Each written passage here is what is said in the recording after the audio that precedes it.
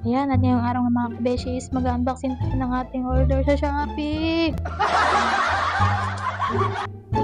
At dito nga masaya tayo na para bang nakuha na natin ang tagumpay. At dito nga mga kumare, excited na tayo sa pagbubukas.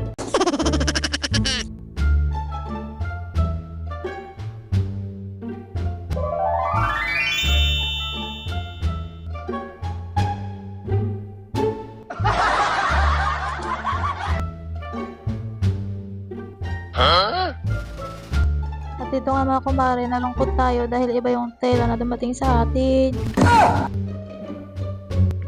Hindi bale mga kabeshi, maganda naman yung design at saka yung tela niya, medyo cotton din siya mga kabeshi.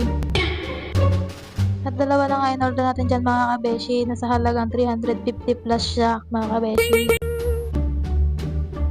Dito mga kabeshi, yung kaninang tuwa natin napalitan ng mukhang hindi maipinta.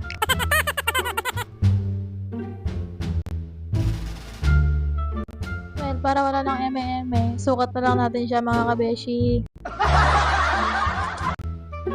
At nagpipili nga tayo sa dalawa mga kabeshi kung anong maganda at dapat natin isukat.